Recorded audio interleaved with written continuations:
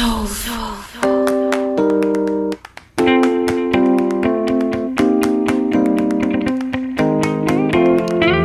is Soliloquy Radio, the podcast that discusses philosophy, spirituality, consciousness, and paths to a positive lifestyle from a non-theistic perspective. So sit back and open your mind.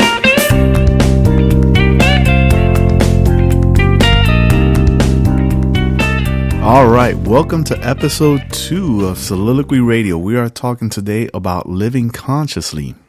There's a couple of terms that are constantly thrown out. One of them is conscious, realizations, enrichment, enlightenment, and or awakening.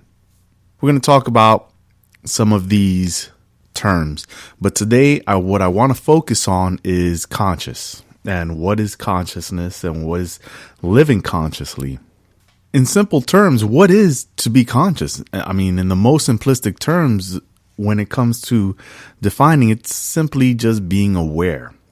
But there's different types of awareness, and the 19th century psychiatrist Richard Buckey, he classified 3 types of consciousness. And one of them, the first one, is simple consciousness. Now, this is the awareness of the body, and it's possessed by many animals. Predators, prey, they're aware of their body, somewhat aware of their surroundings when it comes to survival and instincts. And then there's the self-consciousness. And this is the awareness of being aware, and it's possessed by humans. And it's the self-consciousness of the mass of humanity. So where it's the consciousness in which you have reason and imagination and foresight. This is self-consciousness. The third type of consciousness, he said, was cosmic consciousness. And this is the awareness of life and the order of the universe. And this is possessed by, as he would say, this is possessed by humans who are enlightened. Now, this term enlightenment, we're going to get into it. I don't want to get into it too deep here because I'm going to do a whole episode about the term enlightenment and what it means for those of us in everyday life. So we're not going to get too deep into enlightenment right now. But within these 3 different types of consciousness, there are different levels. There's different levels within the self-consciousness, and there are different levels of cosmic consciousness, much higher degrees in which you are aware of more. When we're speaking in terms of positive living and consciousness, and in those terms of positive living, we're talking about the kind of the beginning levels of cosmic consciousness. It's where you start to become aware of the power that not only we have to influence and affect other people with our words and our actions, but how the whole world we live in has that ability to affect us, right?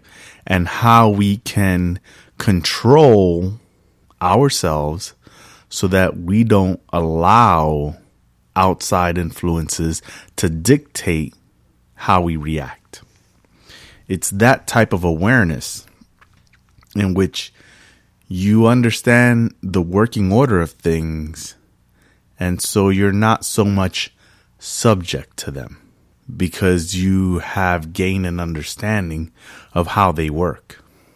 When we become mindful and skillful, because we're conscious now, we're aware, we become skillful in the choices that we make because we understand these choices, these words, these actions that we make, they all have repercussions. They all have repercussions, always. It's like a stone. And you throw this stone out into the pond and it sends out ripples. And these ripples go on and on and on. And even though you can't see the ripple anymore in the pond, the ripple is there in still some shape or form. It's still going.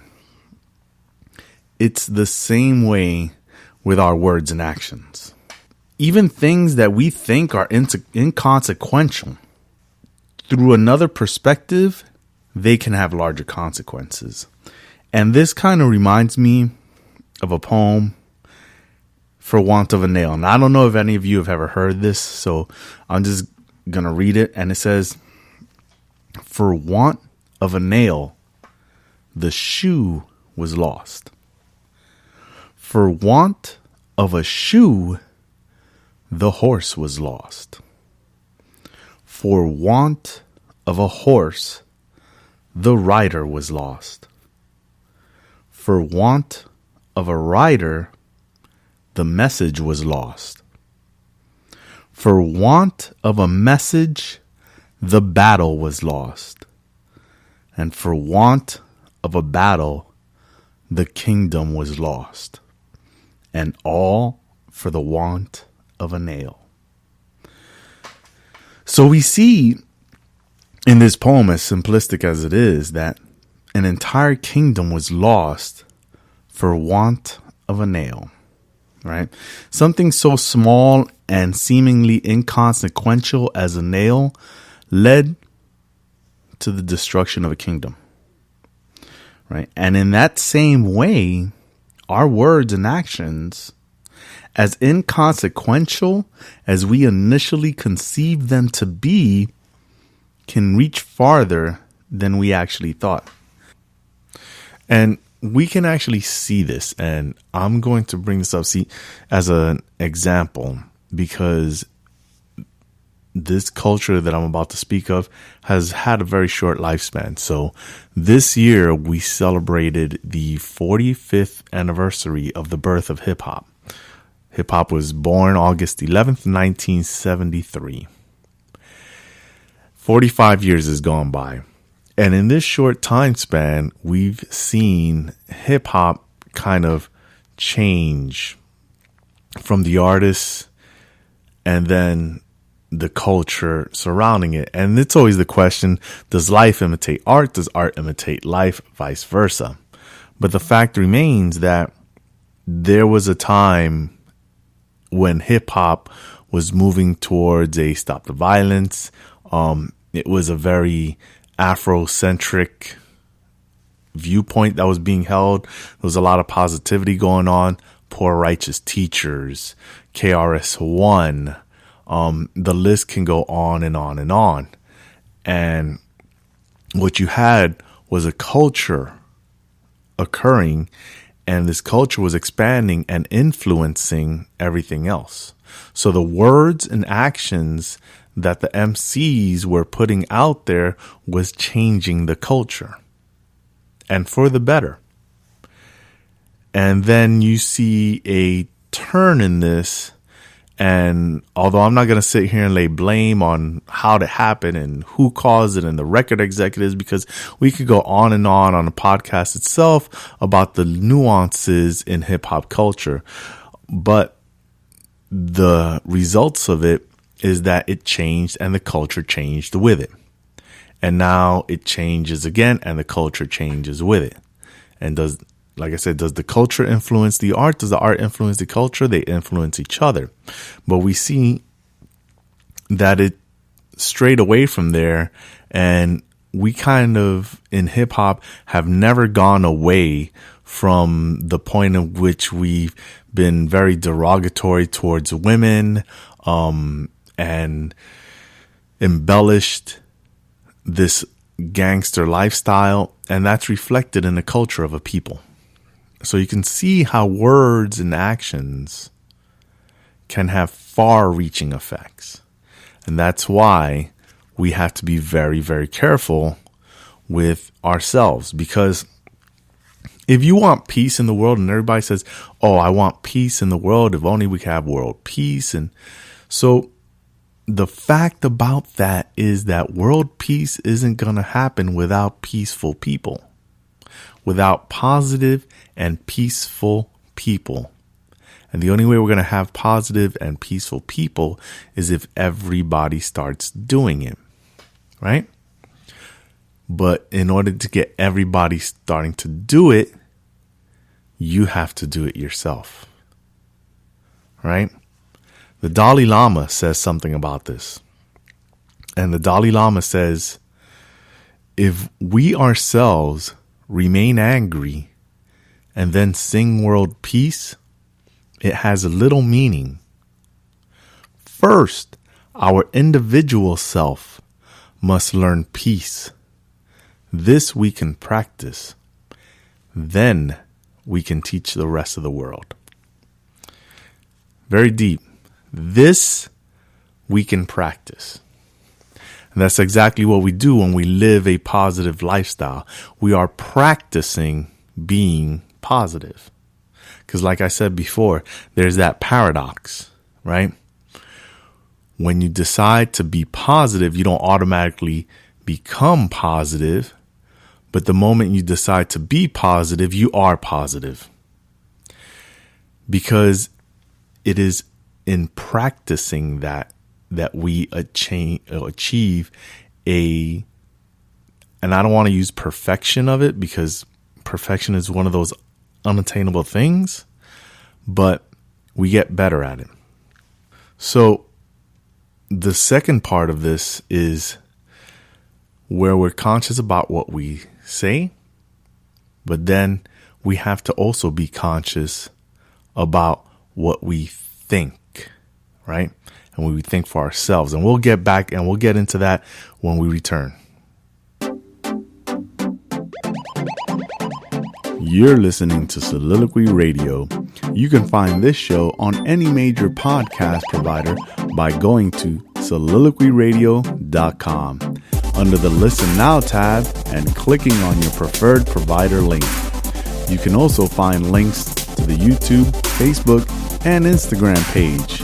While you're there, remember to subscribe so you never miss an episode.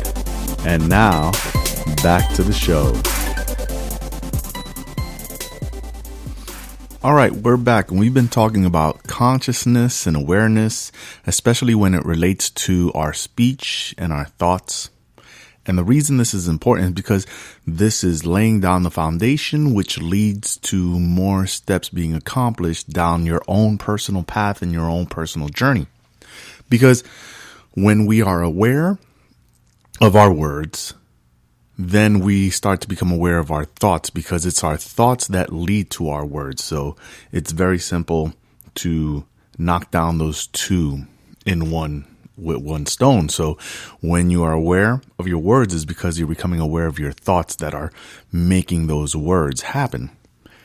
When you become aware of your thoughts and your words, you start becoming aware of your actions.